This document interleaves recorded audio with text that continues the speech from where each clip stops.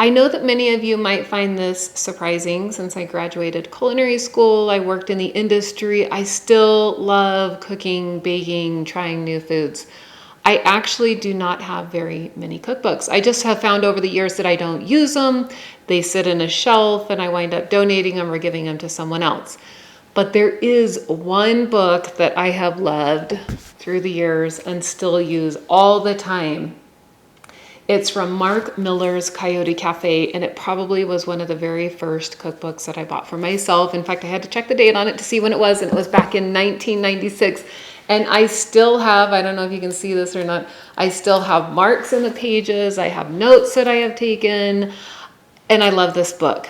Now, one of my very favorite, and I'm going to link it in the description, by the way, but one of my very favorite recipes that I made from this book, and I've made almost all of them at this point. This is a flavored breads book, by the way. You know that we love carbs in our house if you followed me for any amount of time.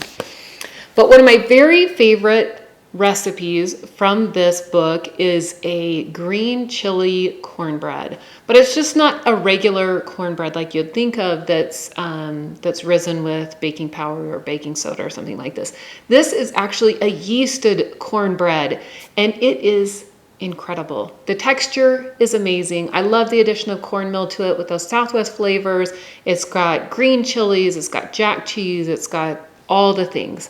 So go ahead and follow along, and I'm going to show you exactly how to make this amazing bread. It will go great with your next Southwest salad or soup or even a main dish that you're making. And it is so much easier than what you might think because the rising times on these yeasted bread are so short.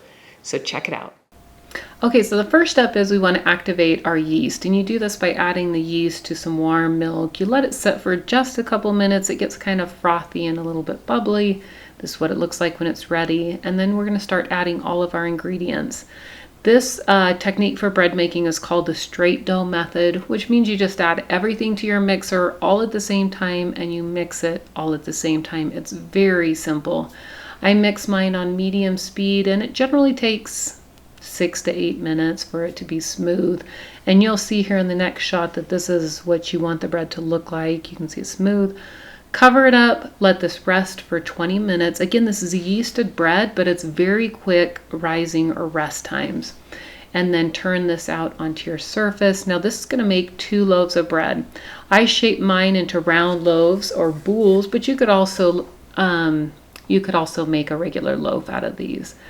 I probably should have weighed my loaves. You can see one is going to be quite a bit bigger than the other, but that's not that big of a deal.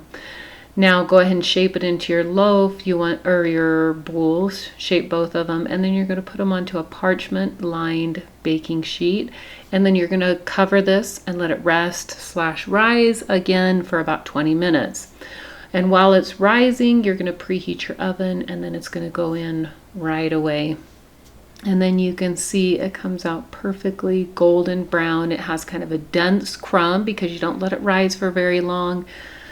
But listen, the flavors on this bread are amazing. It's simple to make, it's quick, it goes perfectly with so many different things, and you've got to try it.